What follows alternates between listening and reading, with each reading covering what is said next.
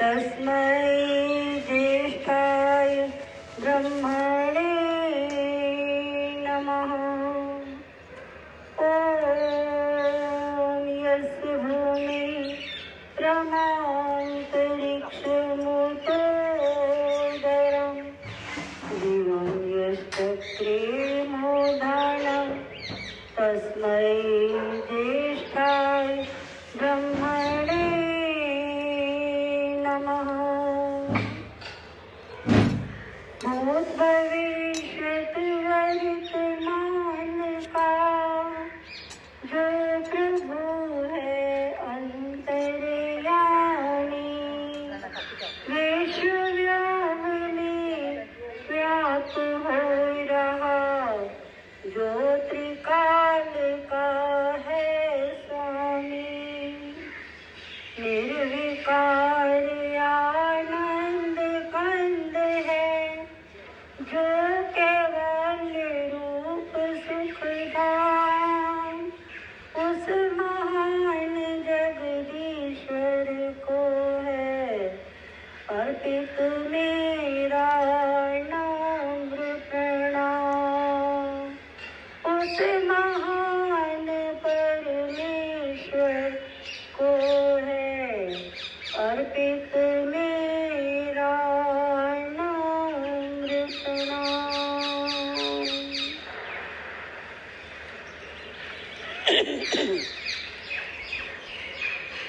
यज्ञ क्या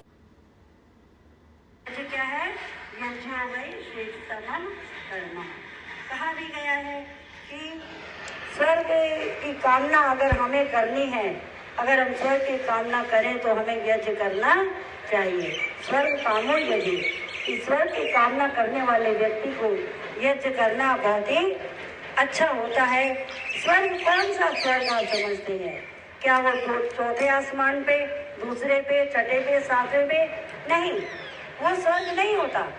स्वर्ग ये है कि हम यहाँ पर रह रहे हैं, परमपिता परमात्मा ने हमको ये जीवन प्रदान किया है और हम सब यहाँ पर आकर उसने हमें मानव तन में भेजा, हमें सुंदर अच्छे माता पिता दिए, सुघड़ माता पिता दिए, जिन्होंने हमें इतना अच्छा तैयार करके हमें यहाँ पर इस तरह से बोलने का अवसर दिया और हमें सब कुछ, सब सुख सुविधाएं प्रदान की। घर दिया, सम्मान दिया, मोटर दी, गाड़ी दी, परिवार दिया, बच्चे दिए। हमें जो है वो ये स्वर्ग होता है कि अगर हमारे जीवन में कुछ ना आए और हम सब लोग हैं जो सुखी पूर्वक रहते रहें, सुख पूर्वक रहें, वो होता है सुख। इसीलिए कहा जाता है कि स्वर्ग कामो यज्ञेषु, कि स्वर्ग की कामना करने वाले व्यक्ति को यज्ञ करना चाहिए। यज्ञ अगर हम करते हैं तो उसके दो लाभ होते हैं। कौन सा लाभ? पहला लाभ होता है भौतिक लाभ। भौतिक लाभ कौन सा भौतिक लाभ हुआ? जैसा कि हम सब जानते हैं कि यज्ञ करने से, जो भी यज्ञ हम करते हैं तो उससे जो वातावरण है वो शुद्ध होता है। वातावरण में हमारे आज देख रहे हैं कि कितना पॉल्यूशन है। कितना पॉल्यूशन कौन सा है? मैन क्रिएटेड पॉल्यूशन ज़्यादा है। अगर हम लोग सोचें तो ये मैन क्रिएटेड पॉल्यूशन है जो हमें आजकल बहुत ज़्यादा परेशान कर रहा है। उससे हमारा जो वातावरण है, यज्ञ में हम जो सामग्री डालते हैं या जो हम जड़ी बूटियाँ डालते हैं, जो कुछ भी हम करते हैं तो वो उससे सारा शुद्ध हो जाता है। तो उस शुद्धता के लिए जो यज्ञ किया जाता है वो भौतिक यज्ञ कहलाता है। और जब यज्ञ करने से पहले क्या किया जाता है कि हम दीपक प्रज्वलित करते हैं। दीपक प्रज्वलित करने का क्या तात्पर्य होता है? दीपक प्रज्वलित करने का तात्पर्य ये होता है कि हे परमपिता परमात्मा, आप सब दुखों के हरने वाले हो, सब सुखों के करने वाले हो, आप हमारे प्राणों से भी प्रिय हो। प्राणों से प्रिय परमात्मा को क्यों कहा जाता है? एक व्यक्ति है, जब तक वो श्वास ले रहा है, उसके अंदर श्वास आ जा रही है तो वो व्यक्ति जीवित है, तो वो हमारे प्राण चल रहे हैं ना। तो वो, लेकिन जो परमपिता परमात्मा है वो हमें अपने प्राणों से भी प्रिय है, इसलिए उसको कहा जाता है कि हे प्राण प्रिय परमात्मा, आप हमारी रक्षा कीजिए, आप हमारे चारों तरफ से रक्षा कीजिए, ऊपर से, नीचे से, दाएं से, बाएं से। इसीलिए तो जब हम संध्या करते हैं तभी तो हम मनसा परिक्रमा मंत्रों के द्वारा हम सारी दिशाओं में अपनी रक्षा की कामना करते हैं ना परमपिता परमात्मा से। तो ये होता है हमारा भौतिक यज्ञ। और भी हम बहुत सारी क्रियाएं करते हैं। और एक होता है आध्यात्मिक यज्ञ। आध्यात्मिक यज्ञ क्या होता है उसको मैं थोड़ा सा आज आपके समक्ष में विस्तार से चर्चा करने के लिए उपस्थित हुई हूँ।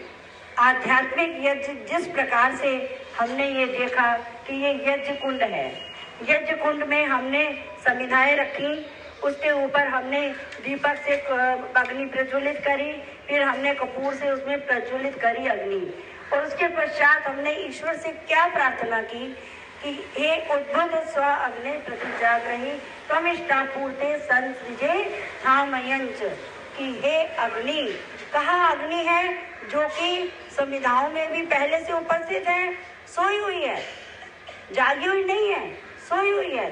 और सामग्री में भी जो अग्नि है वो भी सोई हुई है, जागी हुई नहीं है। कपूर में भी जागी हुई नहीं है अग्नि, सोई हुई है। तो जब उसको हम जब दीपक से प्रज्वलित करते हैं तो कहते हैं कि हे परमपिता परमात्मा, तो ये जो अग्नि है, मैं इस अग्नि को इससे प्रदीप्त कर रहा हूँ जिससे कि ये अग्नि है और ऊपर उठे, और ऊपर उठ के इस यज्ञ को प्रदीप्त करे। और ज्यादा से ज्यादा अग्नि जब इस यज्ञ में प्रदीप्त होगी यज्ञ कुंड में, तो जितने लोग बैठेंगे आसपास में जो भी है, पूरा का पूरा जो वायुमंडल है वो उससे स्वच्छ हो जाएगा। और इसी तरह से अगर हम आध्यात्म की ओर जोड़ें, हम समझें कि ये जो हमारा हृदय है ये यज्ञ कुंड है। हमारा हृदय क्या है? यज्ञ कुंड है। और इसमें जो आत्मा है, ये जो आत्मा है, हमें इसको और प्रदीप्त करना है।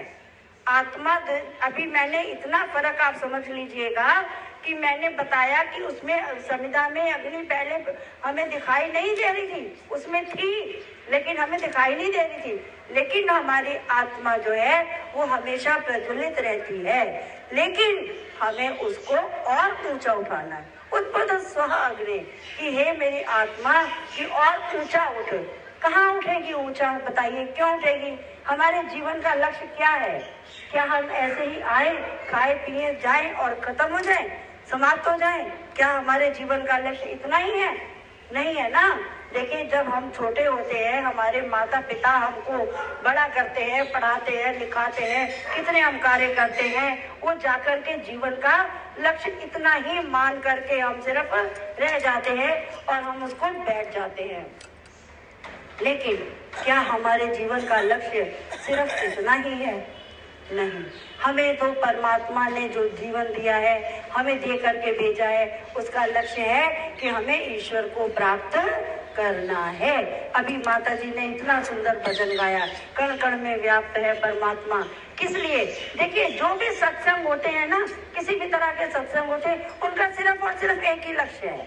वो क्या लक्ष्य है? कि हमें ईश्वर की ओर बढ़ना है, हमें मोक्ष प्राप्त करना है, हमें ईश्वर को प्राप्त करना है। यही है, चाहे हम किधर से भी घूम के आ जाएं, चाहे हम पूरी दुनिया घूम के आए, चाहे हम कहीं कैसे भी आए, कितने भी जन्म हम ले ले, कुछ भी कर ले, अंत तो वही है कि जब हमें मोक्ष प्राप्त होगा तभी जाकर के हमारी आत्मा को जो है वो शांति प्राप्त होगी, अन्यथा प्राप्त होने वाली नहीं है। तो क्या हुआ कि हम सिर्फ ऐसे ही कहते रहे कि हमारी आत्मा को आगे बढ़ाओ, आगे बढ़ाओ, ऊंचा उठाओ। तो आप सोचिए कि क्या सिर्फ मीठा मीठा कहने से हमारा मुंह मीठा हो जाता है? बर्फी बर्फी बर्फी बर्फी, रसगुल्ला रसगुल्ला रसगुल्ला कहते रहो, क्या आपके मुख में आ जाएगा? नहीं आएगा ना। उसके लिए हमें मेहनत करनी पड़ेगी, उसके लिए हमें बाजार जाना पड़ेगा, वहां से जाकर के हमें खरीद के लाना पड़ेगा, तब खाना पड़ेगा, तब जाकर के हमारा मुंह मीठा होगा। इसी प्रकार देखिए, बिल्कुल इसी प्रकार अगर हमें अपनी आत्मा को ऊंचा उठाना है तो उसके लिए हमें क्या करना है? सबसे पहले परमपिता परमात्मा से प्रार्थना करनी है। क्या प्रार्थना करनी है? योगे योगे तवस्तरम वाजे वाजे हवा महे सखाय इंद्र मूर्तये, कि हे परम पिता परमात्मा, आप हर पल हमारी रक्षा करते हो, आप हर पल हमारी सहायता करते हो, आप हर संग्राम में, जीवन के हर संग्राम में आप हमारी सहायता करते हो। आज मैं आपके समक्ष एक बच्चे की तरह से हाथ जोड़ के विनती करती हूँ कि हे परमपिता परमात्मा, जिस कार्य को लेकर के मैं आगे बढ़ी हूँ, मैं आपके समक्ष आई हूँ, वो जो कार्य है वो पूरा हो जाए। और होगा कैसे? जब हम पुरुषार्थ करेंगे। एक बच्चा है, दिन रात बैठकर गायत्री जाप करता रहे कि मैं पास हो जाऊंगा, मैं पास हो जाऊंगा, हो जाएगा क्या? नहीं होगा ना। जब तक वो अपने सब्जेक्ट का अपना सिलेबस पूरा नहीं पढ़ेगा, उसको याद नहीं करेगा, तब तक कैसे आगे बढ़ेगा?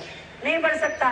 तो इसी प्रकार से अगर कोई कार्य में हमें सफलता चाहिए तो हमें परमपिता परमात्मा का साथ चाहिए ही चाहिए, लेकिन उसके साथ में उससे कई गुना हमें अपना पुरुषार्थ देना होगा, तब जाकर के हमारे सामने हमें सफलता के दर्शन करने को मिलते हैं। हमारे जीवन दर्शन में देखा जाए तो दो प्रकार की विचारधाराएं प्रचलित हैं। एक विचारधारा कहती है, वर्तमान काल की विचारधारा है, कहती है कि हम परमपिता परमात्मा ने हमें ये शरीर दिया है, खूब खाओ पियो, मौज करो, ऐश करो और आराम से रहो, eat drink and B Mary, यावत जीवेम सुखम जीवेम दृढ़ कृत्वा घृतम पीवेम भस्मीभूतस्य देहस्य पुनरागमनम कुतः, कि हमें ये जो शरीर मिला है तो हम मजे से आओ खाओ पियो, और ये जो शरीर है हमारा मिट्टी का बना हुआ, ये तो खत्म हो ही जाना है। अरे एक बार खत्म हो गया, कौन सा दोबारा मिल रहा है? यही सब लोगों का विचार होता है। एक दूसरी विचारधारा क्या कहती है? दूसरी विचारधारा कहती है कि हमें ये परमपिता परमात्मा ने ये अमूल्य तन हमें हमारे पिछले अनेक जन्मों के कर्मों के फल स्वरूप प्रदान किया है।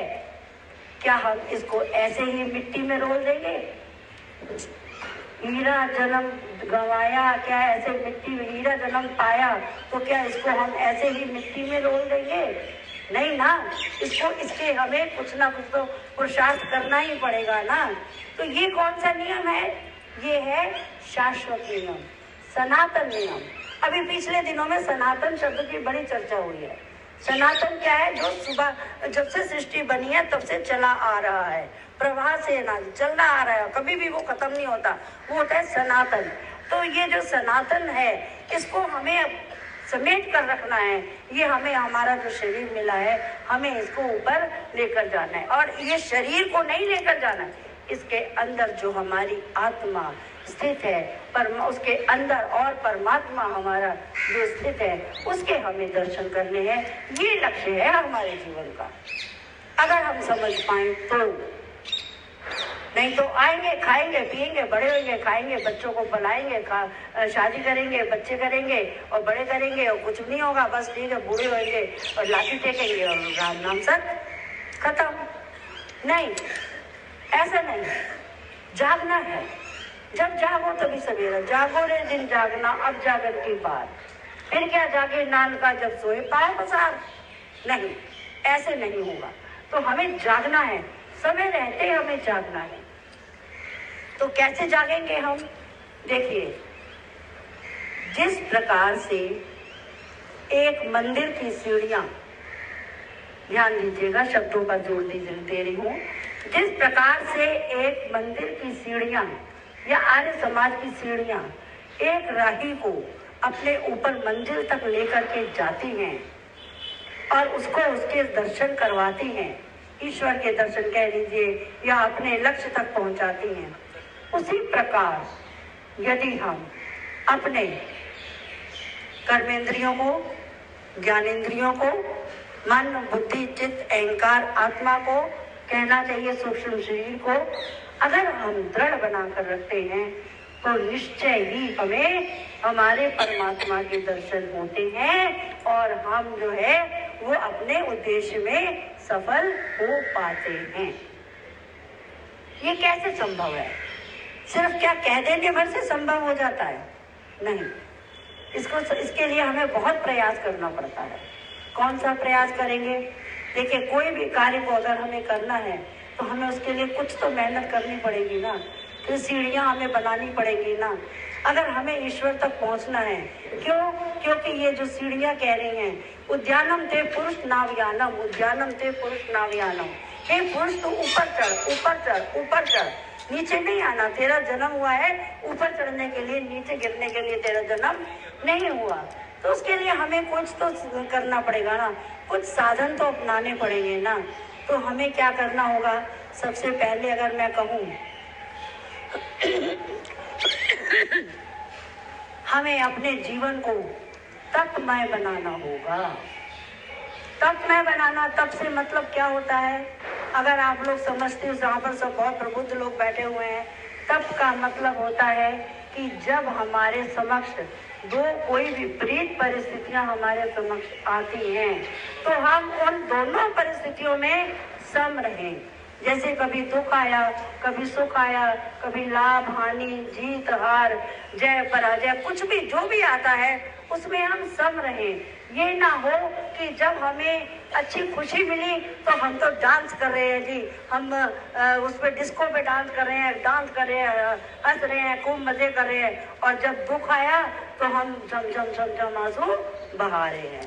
होता तो ऐसे ही है, होता तो ऐसे ही है, प्रैक्टिकल तो यही है। लेकिन हमें तपस्या करनी है ना, हमें तप करना है, हमें अपने आप को बांधना है, हमें अपने आप को अच्छा करना है। तो क्या करेंगे हम? ध्यान रखिएगा कि हम उस परिस्थिति में अपने आप को धीरे धीरे धीरे धीरे धीरे धीरे करके सम करने का प्रयास करेंगे। क्योंकि गीता में भी इसको कहा गया, समत्वम योग उच्यते, कि जो व्यक्ति विपरीत परिस्थितियों में सम रहता है, ना तो वो कभी उत्तेजित दुख में होता है, ना कभी सुख में होता है, वो व्यक्ति जो है शीघ्र ही अपने लक्ष्य को प्राप्त कर पाता है। वो व्यक्ति अपने विवेक से और बुद्धि से अपने लक्ष्य को प्राप्त करता है। लेकिन जो व्यक्ति व्युत्थान चित्त वाला होता है, अर्थात चंचल चित्त वाला होता है, चंचल चित्त कौन सा होता है? इसको देखा उसमें पटक गए, उसको देखा उसमें पटक गए, कहीं एक जगह पे कोई स्थिर नहीं है, कुछ नहीं है। जिधर गए, गंगा गए तो गंगादास, जमुना गए तो जमुनादास, ये सब होते रहता है। लेकिन हमें क्या करना है कि हमें अपने मन को स्थिर बनाना है।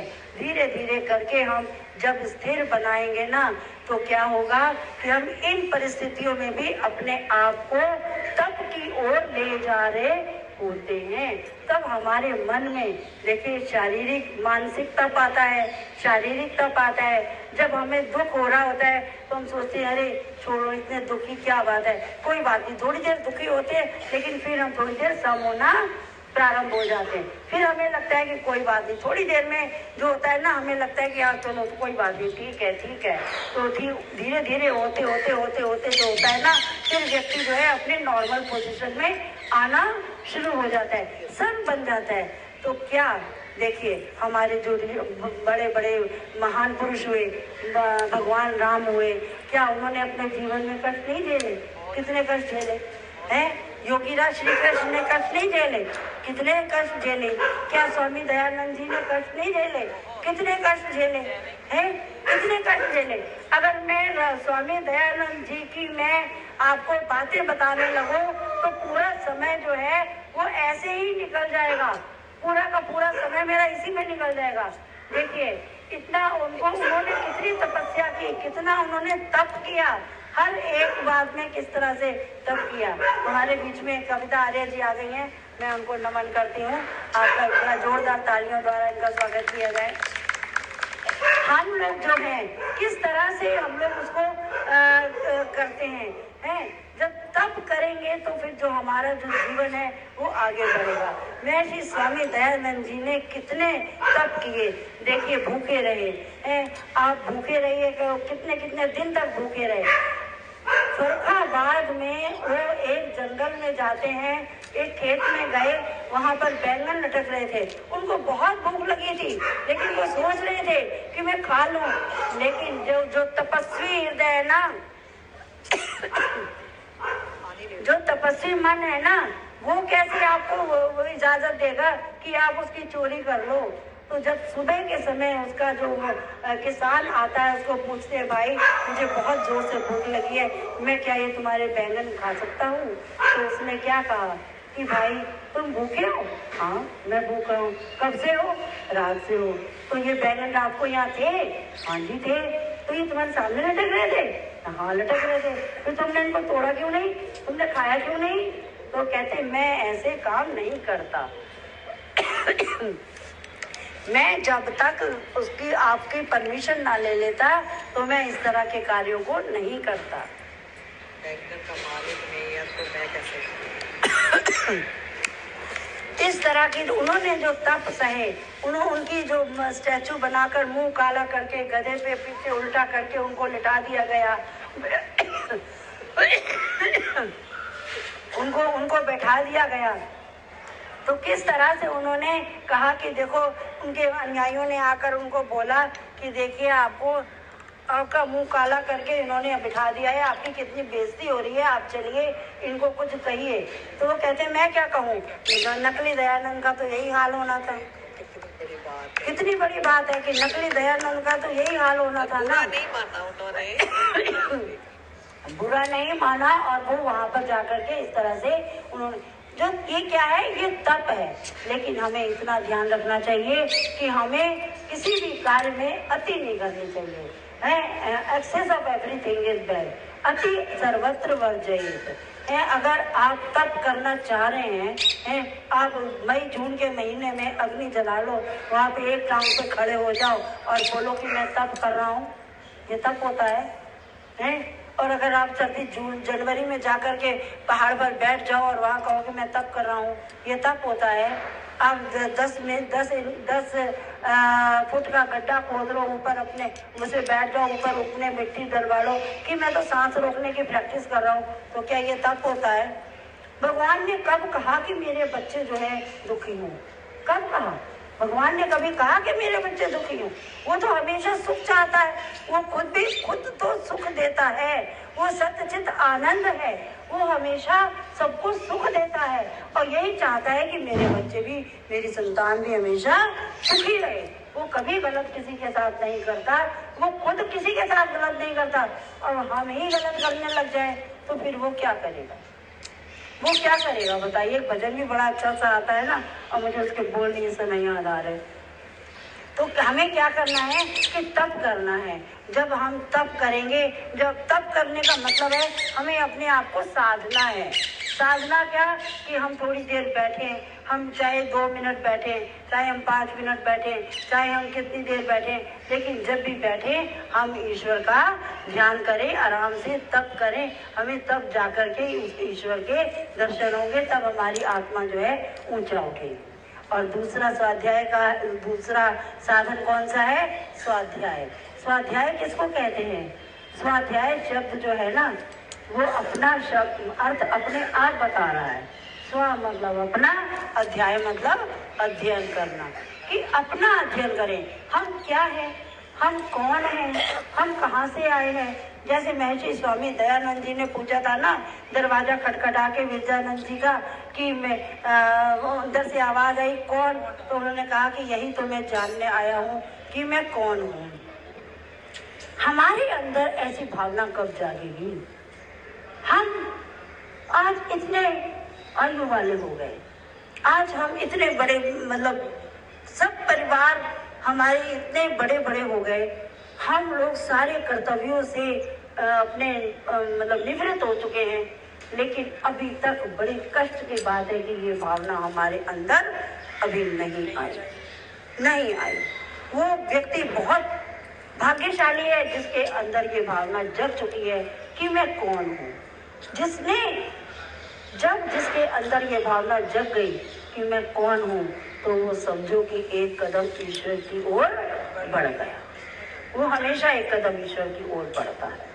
और हमेशा अपना अध्ययन करिए, हम कहाँ हैं, हमारा घर में स्थान क्या है, हमारा समाज में स्थान क्या है, हम किसको कैसे बोलते हैं, हमारी भाषा कैसी है, हमारा व्यवहार कैसा है, हम किसी के साथ गलत तो नहीं कर रहे, हम किसी के साथ कोई बेईमानी तो नहीं कर रहे, हम किसी के साथ कुछ अंट संट तो नहीं बोल रहे।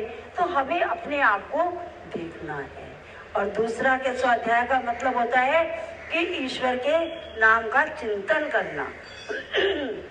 जैसे अभी जाप करना, प्रणव का जाप करना, ओम का जाप करना, लेकिन उसके साथ एक शर्त लगी हुई है। वो क्या शर्त लगी हुई है? जाप करना, उसके साथ कौन सी शर्त है कि हमें उसका अर्थ सहित जाप करना है। ये नहीं कि हम अभी जैसे हमारी माता जी गायत्री का करवा रही थी, लेकिन इन्होंने बहुत अच्छी बात कही थी साथ में कि आप उसके अर्थ का चिंतन करिए।